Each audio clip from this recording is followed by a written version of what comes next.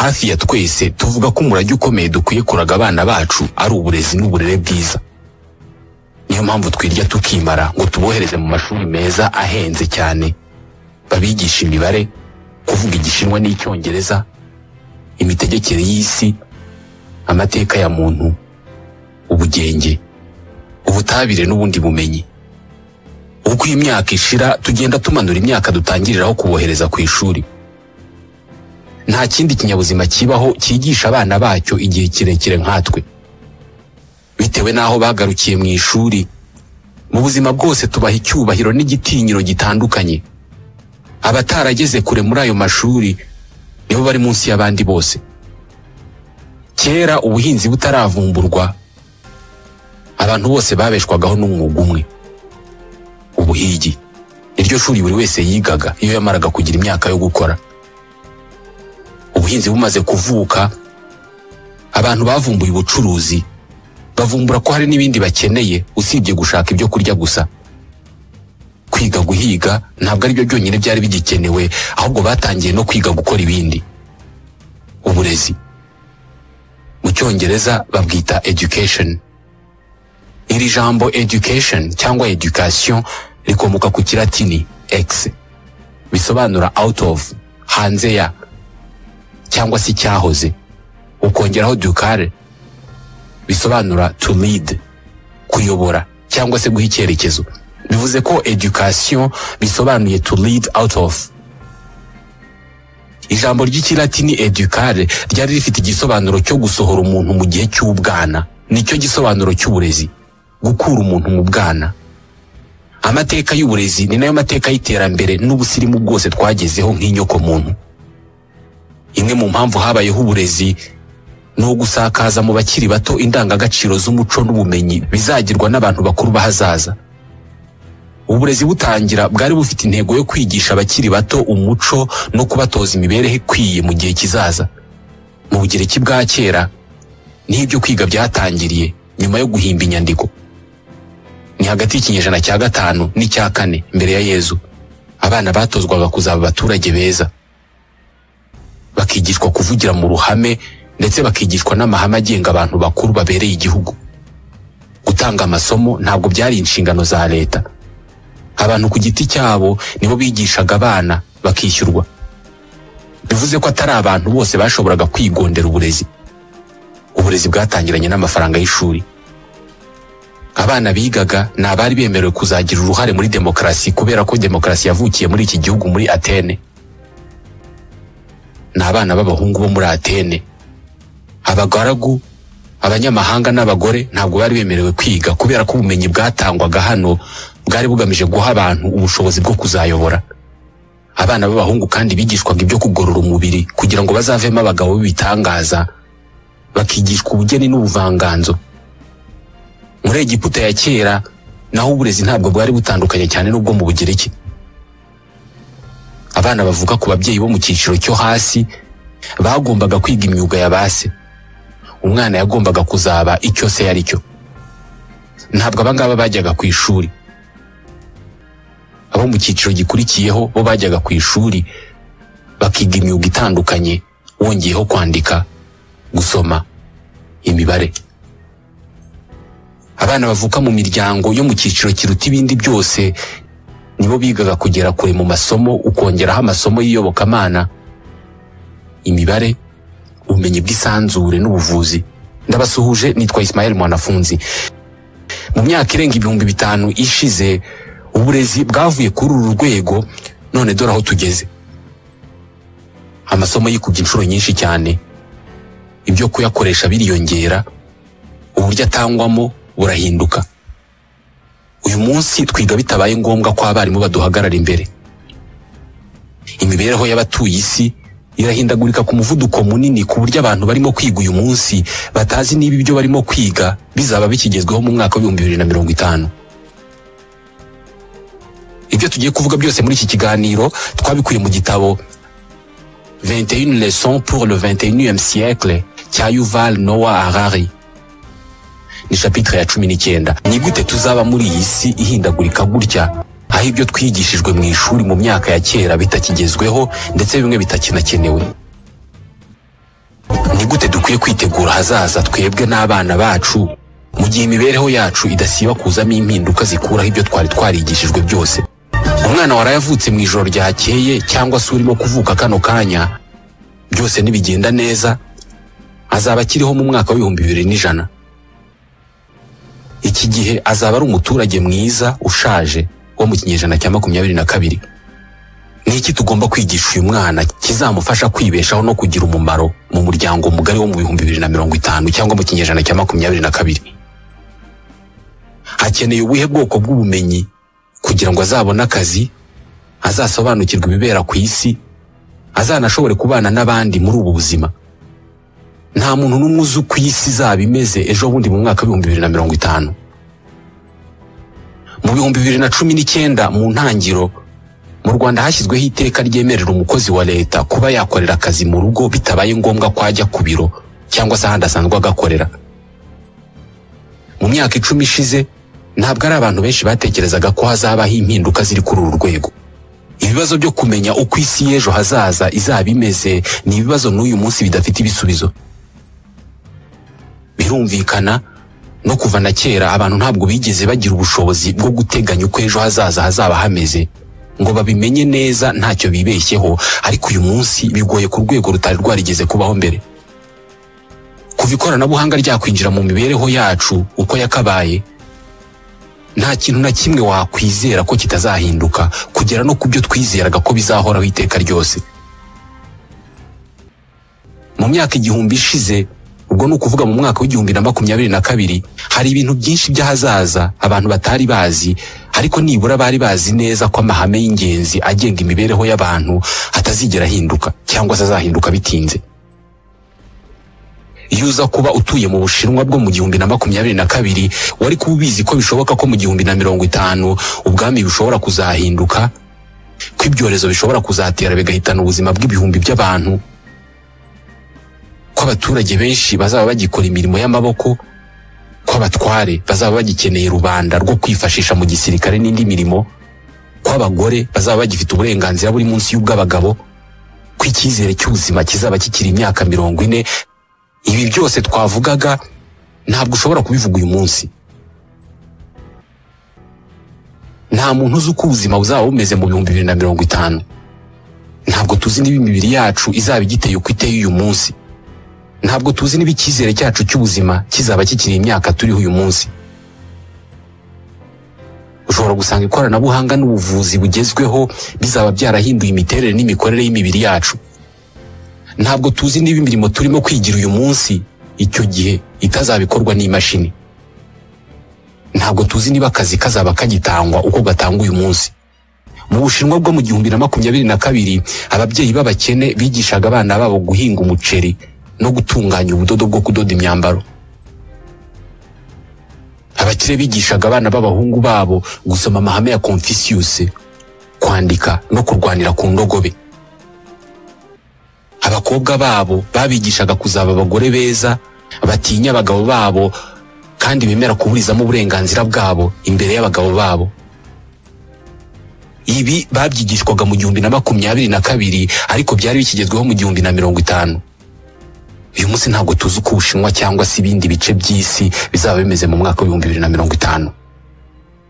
Ushobora gusanga iby'abana bacu barimo kwiga uyu munsi nta mumaro bizaba bigifite mu 2050.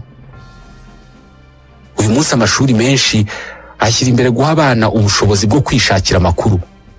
Ibi byari bifite agaciro gakomeye mu myaka yashize kubera ko kubona amakuru byari ikibazo. Mu mwaka w'1800, umuturage wo mu mujyi muto wo muri Mexique ntabwo yashoboraga kumenya ibintu byinshi ku bibera ku isi. Nta radio yariho, nta televiziyo, nta kinyamakuru, nta somero rusange. N'inyandiko nke zo gusoma zabonekaga zabaga zivuga ku iyobokamana gusa, kubera ko hari inyandiko ubwami butemeraga ko abaturage basoma. Ibi ni nako byari bimeze mu Burusiya, mu Buhindi, muri Turukiye cyangwa se mu Bushinwa.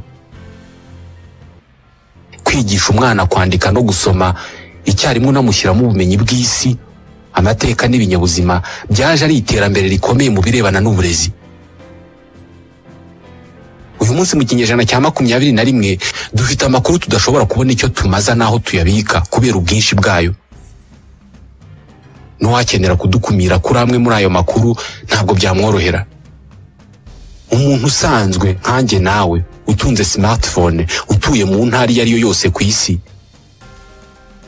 niyo yakoresha igihe cyose asigaje kubaho kuri iyi si asoma Wikipedia, ntabwo yazava ku isi arangije page zose ziyigize ngo narebe ibiganiro mbwirwaruhame byuzuye kuri internet, ngo nakurikira amasomo y'ubuntu atangirwa kuri internet arimo yigisha guteka, ubukungu n'ibindi.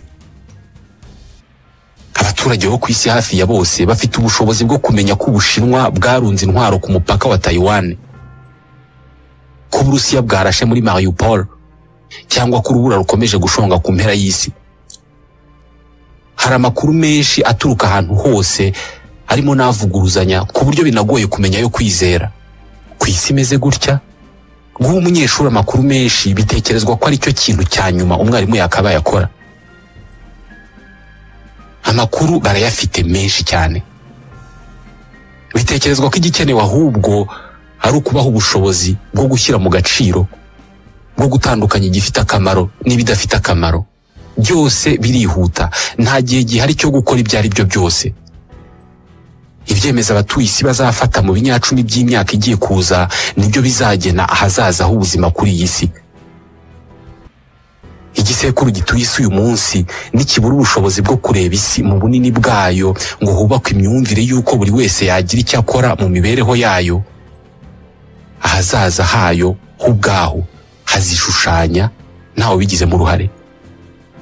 Usibye guha abanyeshuri amakuru menshi, amashuri menshi yo ku isi aha agaciro guhiganisha abanyeshuri mu birebana n'ubumenyi, gukemura cyangwa gukora za equation cyangwa amahurizo y'ubwoko butandukanye, kwandika za kode mu rurimi rwa mudasobwa C++, kugaragaza ibinyabutabire bigize ikintu runaka cyangwa kuganira mu Gishinwa. Nyamara kuko tutazi ibizaba bikenewe ku isi mu mwaka wa 2050, ntabwo tuzi mu by'ukuri ibizaba bikenewe ku isoko ry'umurimo ngo ari byo twiga tunigisha abana bacu uyu munsi. Dushobora kuba turimo kwigisha abana bacu kubaka gahunda za mudasobwa hakoreshejwe ururimi rwazo rwa C++, ukazasanga mu 2050 hazaba hari gahunda ya mudasobwa y'igitangaza izaba yubaka izindi gahunda za mudasobwa aho kugira ngo bikorwe n'abantu. Dushobora kuba turimo kwigisha abana bacu kuvuga Igishinwa, kandi mu 2050 hazaba hari gahunda ya mudasobwa izagisemura Igishinwa n'izindi ndimi z'amahanga ku buryo uzajya woroherwa no kuganira n'Umushinwa udategwa, kandi mu by'ukuri ijambo ry'Igishinwa uzi kuvuga ryonyine ari niao. Abantu bize mu myaka yashize bashyize ingufu nyinshi mu byitwa calcul mental, cyangwa se gukora no kubara imibare mu mutwe, badatekereza ko hari igihe ku isi buri wese azaba afite telefone igendanwa irimo akamashini gakora imibare ku buryo ntawe uzongera kwivuna akora imibare yo guteranya, gukuba, kugabanya no gukuramo mu mutwe. Abantu bize mu myaka ya kera bigaga kwandika n'ikaramu, batozwa kunoza umukono ku buryo ibyo yandika byose bisomwa na buri wese bitamugoye.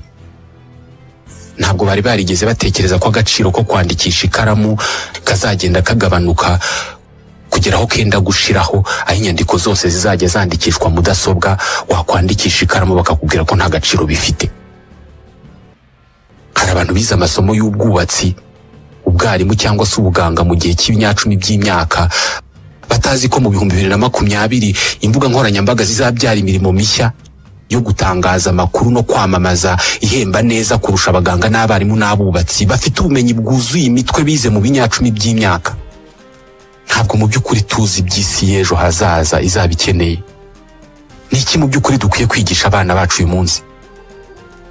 Hari impuguke nyinshi mu birebana n'uburezi zemeza ko amashuri yari akwiye gutangira kwigisha agendeye ku byo bita 4C: pensée critique, communication, collaboration na créativité. Ni ukuvuga ko abanyeshuri bakwiye kwigishwa gusesengura amakuru babona, gutumanaho bikwiye, gukorera hamwe no guhanga ibishya. Icy'ingenzi bakwiye kwigishwa uko bazajya binjira mu mpinduka n'uko bazajya bazibamo, bakigishwa no kurinda ubuzima bwabo bwo mu mutwe mu bihe bidasanzwe, kubera ko nibyo twiberamo. Kugira ngo uzabashe kubaho neza mu isi yo mu mwaka wa 2050, ntabwo ikizakenerwa gusa ari uguhimba ibitekerezo bishya, ahubwo mbere ya byose ikizakenerwa kurusha ibindi ni ukwiga guhinduka wowe ubwawe kandi mu buryo buhoraho. Impinduka ntabwo zizasiba kutugwa hejuru. Hamwe n'umuvuduko w'impinduka zibaho uyu munsi, ubukungu ndetse n'igisobanuro cy'inyoko muntu ubwabyo bifite amahirwe menshi yo guhinduka. Nibyo impinduka nta gihe zitabayeho, ariko izirimo kuba uyu munsi zo nta zindi zisa nazo zabayeho. Mu 1948 mu bihugu byo mu burengerazuba bw'isi, amamiliyoni y'abantu bavaga mu byaro by'iwabo bagasiga amasambu n'amatungo yabo bakajya mu mijyi gushaka akazi ko gukora mu nganda. Izi nizo mpinduka zabagaho. Ntabwo byashobokaga ko muri icyo gihe abantu uzababona barahinduye igitsina, ngo wari umugore ahinduka umugabo, wari umugabo ahinduka umugore, cyangwa ngo biyongeresheho icyumviro cya gatandatu. Ikindi kandi uwabonaga akazi mu ruganda rukora imyenda yabaga yizeye ko ako kazi azakagumana kugeza apfuye. Uyu munsi ninde ufite akazi afite icyizere cyo kumarana imyaka 20? Mu 2048 amamiliyoni y'abantu bashobora kuzimuka bakava mu mijyi batuyemo bakajya mu ikoranabuhanga, bagasa naho ariho batuye, bagasa n'abahagaritse kuba muri ubu buzima bwacu tubamo. Bakaba bafite ibitsina bihitiyemo, gabo, gore, cyangwa bagahitamo kutagira igitsina icyo ari cyo cyose muri binari mvuze.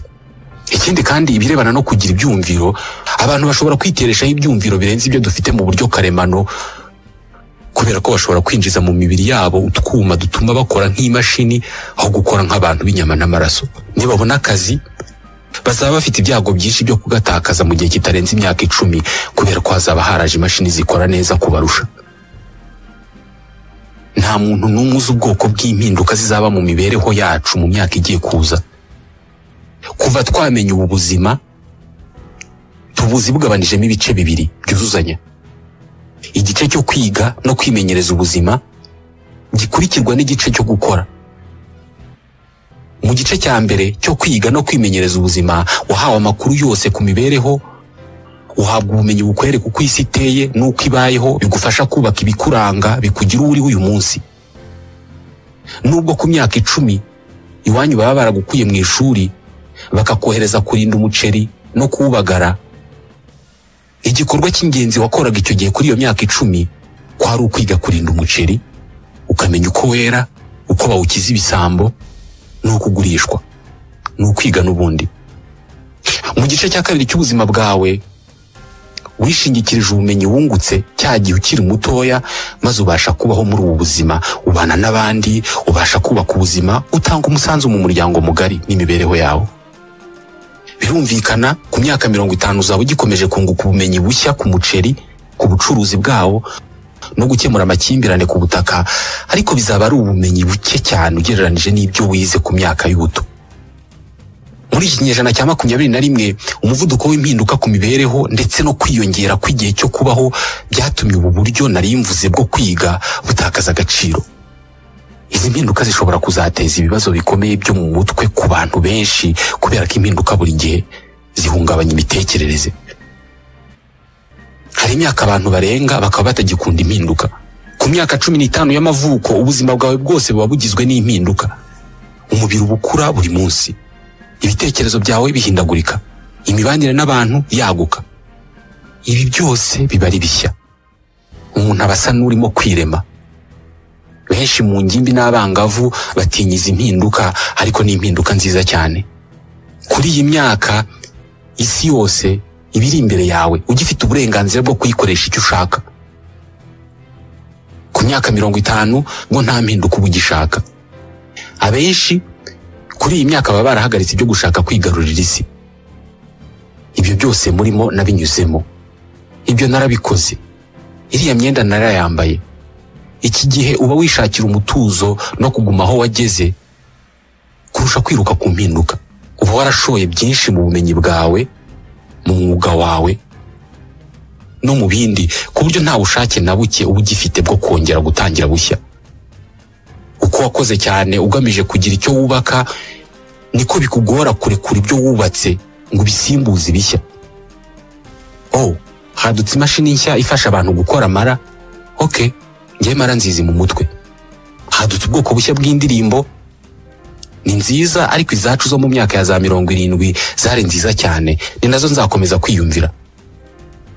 Nubwo ubwonko bw'umuntu mukuru bushobora guhindagurika, ariko ntabwo buhinduka ku rwego ubw'ingimbi n'abangavu bushobora guhindukaho. Ikibazo nuko muri iki kinyejana twese dutegetswe guhinduka kugira ngo dushobore kubaho. Nugerageza kwizirika ku mikorere ya kera, imyumvire ya kera, cyangwa se akazi ka kera,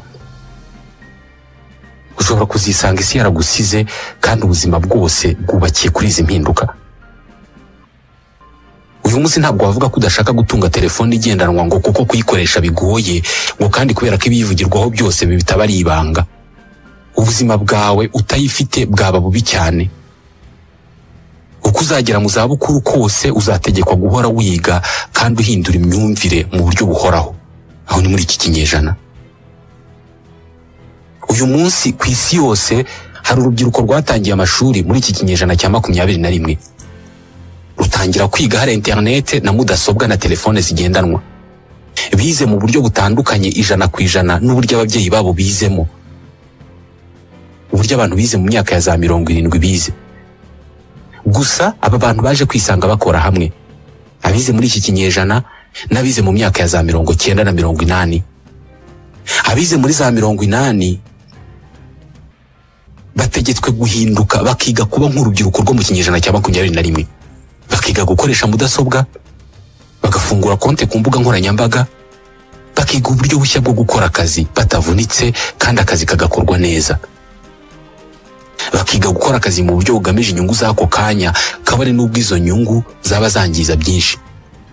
Ibintu twamaze igihe tubona nk'ibitangaza bizagenda bihinduka ibintu bisanzwe. Twese turabizi igihe telefone zigendanwa zari z'abantu bakize kandi bize. Mudasobwa, gukoresha amashanyarazi, kugira konti muri banki, gukoresha imbuga nkoranyambaga. Ibyo wahoze wita ko ari ubuhanga n'unararibonye wari wihariye bizagenda bihinduka iby'inyoko muntu yose uko yakabaye. Ibi ariko bizagenda binadusunikira ku rwego aho tuzahangana n'ibibazo bitari byarigeze bibaho mbere, cyangwa se ibibazo umuntu n'umwe atigeze ahura nabyo. Tekereza uyu munsi internet iramutse ihagaze ku isi yose mu gihe cy'amasaha 24. Imibereho y'isi yose uko yakabaye yasa n'iyasubiye mu kinyejana cya 20. Haboneka igihombo kitagira ingano haba ku bukungu n'imibereho, ariko iki ni ikibazo twakemura bidatinze. Ibyo twahoze dufata nk'ibisanzwe cyangwa se imibereho kamere, hari igihe bizagenda bitakaza agaciro, ahubwo imibereho mishya yubakiye ku ikoranabuhanga n'ubwumvikane rusange bikaba ari byo bigira agaciro. Imibiri ihinduye yubakishijwe ikoranabuhanga, imashini zizi ubwenge, gahunda za mudasobwa zifite ubushobozi bwo gukoresha amarangamutima yanyu n'ibindi byinshi, hari ubwo bizaba ibintu bisanzwe, ahubwo ibyo twamenyereye nk'ibisanzwe bihinduka ibidasanzwe. Uyu munsi umuntu udasanzwe n'udafite telefone igendanwa atari ukubera kubura mikoro, ahubwo kubera ko adashaka kwitunga. Uyu ni udasanzwe. Umunsi hazaza ubuhanga bwo kugushyira mu bwonko akuma gatuma ubwonko bwawe bukora cyane, amaso yawe akareba kure, amatwi yawe akumva cyane, ugashobora kwibuka ibintu byose byakubayeho. Twese tuzishyiramo utwo twuma. Utazakishyiramo ni uzaba afite ikibazo, azaba ameze nk'ufite ubumuga. Mu gihe nk'iki ngiki, ni iyihe myitwarire n'imibereho myiza yo kugira ku muntu ari we wese? Uyu munsi nta bushobozi dufite bwo kumenya ibizaba ku isi ejo cyangwa ibizatubaho twebwe ubwacu kubera umuvuduko ibintu birimo guhindukaho. Ni gute waba mu isi aho kutagira amakuru ku bizakubaho bitakiri ikibazo, ahubwo ari bwo buryo bw'imibereho? Kugira ngo ube muri ubu buzima biragusaba kwiyoroshya mu bwonko kurusha ikindi gihe cyose twabayeho. Biragusaba guhora witeguye kwakira ibiza no kurekura ibigenda, guhindukana n'ibihe, kwemera gusezerera ubumenyi usanganywe ukabusimbuza ubushya. Uhoze uzi kwandikisha ikaramu abantu bakunda umukono wawe, uyu munsi uwo mukono wawe mwiza ni wowe ushimisha wenyine, kubera ko twese twandika kimwe kuri mudasobwa. Uri umuhanga cyane mu gukora imibare mu mutwe, uyu munsi nta kintu kinini uturusha twebwe, kubera ko natwe ibyo ngibyo tubikoresha imashini mu kanya gato cyane kandi tutavunitse. Ikibazo nuko kwigisha abana bacu tubabwira ko ibyo turimo kubigisha bishobora kuzahinduka ejo cyangwa se ejo bundi bigoye cyane kurusha kubigisha amara cyangwa impamvu zateye intambara ya mbere y'isi. Uyu munsi kubigisha uko intambara ya mbere y'isi yagenze ntabwo bigifite umumaro munini cyane kubera ko babirebye muri filime. N'abarimu ubwabo ntabwo biteguye kubera ko izi mpinduka za buri munsi nabo zirabareba. Impinduramatwara y'inganda yaduhaye ubwoko bw'umurezi bukora nk'uruganda. Gufata abanyeshuri ukabigisha ibintu bitagamije kubahindura mu myumvire cyangwa se mu marangamutima, ahubwo bigamije kuzabafasha kubihahisha mu gihe kizaza. Amashuri yacu ateye ate?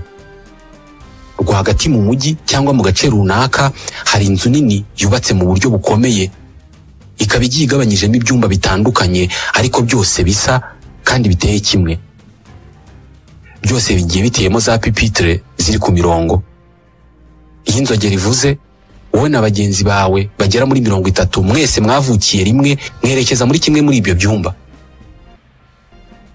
Buri uko isaha ishize hinjira umuntu mukuru akabahagarara imbere agatangira kubabwira amagambo. Haruza akababwira imiterere n'imikorere y'isi, undi akaza akababwira amateka y'isi n'ibihugu biyigize, undi akaza akababwira imikorere y'umubiri w'umuntu. Aba bose buri kwezi bahembwa na leta cyangwa se umushoramari washinze iryo shuri. Ngiri ishuri ryo mu kinyejana cya 20 no mu ntangiriro z'icya 21. Buri wese muri twe arabizi neza ko ubu bwoko bw'uburezi n'imyigishirize byakoze akazi gakomeye mu kubaka intiti zituye isi, ariko ubu ngubu n'uburyo bw'imyigishirize burimo gukendera.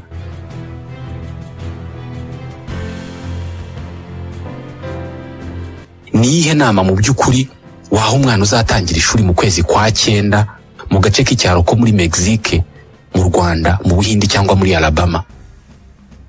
Dore inama umwanditsi Yuval Noah Harari atekereza ko uyu mwana akwiye guhabwa mbere y'uko atangira ishuri. Ntuzizere 100% ibyo abantu bakuru bakubwira. Benshi mu bantu bakuru mu by'ukuri bazakwigishanya umutima mwiza banakwifuriza neza, ariko nabo ubwabo nta kintu bazi kuri iyi si. Mu myaka yashize gukurikiza inama n'amasomo by'abantu bakuru byari ibintu byizewe cyane kubera ko bari basobanukiwe iyi si. Yakubwiraga ko atari byiza kwirirwa ku mbuga nkoranyambaga, ko ahubwo ugomba gusoma ibitabo, bikaba ari byo koko, kubera ko gusoma ibitabo nibyo byaguhaga ubumenyi buzakubeshaho mu myaka izaza. Ikibazo nuko uyu munsi kwirirwa ku mbuga nkoranyambaga bishobora kuba bikwinjiriza amafaranga aruta bishobora kuzakura muri bya bitabo. N'ibyo bitabo bwabyo biri ku mbuga nkoranyambaga. Uyu munsi ibyo wabwirwa n'umuntu mukuru ntabwo wamenya niba bikubwira kubera ubuhanga n'ubunararibonye afite cyangwa se niba bikubwira kubera ko yigumuye kubigezweho. None ni iki cyo kwigisha abakiri bato? Ikoranabuhanga gifite ingaruka nyinshi. Rishobora kugufasha cyane, ariko niriramuka rifashe umwanya munini mu buzima bwawe rishobora kuzagufata bugwate. Mu bihumbi byinshi by'imyaka ishize abantu bavumbuye ubuhinzi. Ikibazo nuko ubu buvumbuzi bwakijije abantu bake cyane, abandi benshi bukabagira abacakara.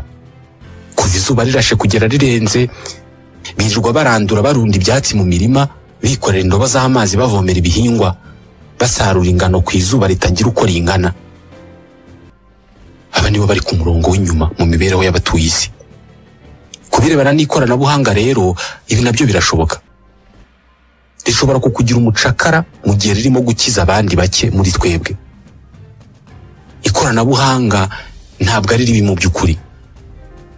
Igihe uzi icyo ushaka rishobora kugufasha kukigeraho, ariko igihe utakizi ryo rizakikugenera kandi mu buryo bwaryo, ubundi rihita ritangira kugenzura ukubaho kwawe kose. Niribasha kudusobanukirwa kurusha uko turisobanukiwe, rizatangira kudukoresha aho kugira ngo turikoreshe. Wabonye ziriya nyamaswa zuzuye imihanda mu mijyi y'isi yose zigenda zitareba aho zishinga ibirenge kubera ko amaso yazo acuritse muri smartphone? Ukurikije uko babona, nibo bagenzura ikoranabuhanga cyangwa niryo ribagenzura?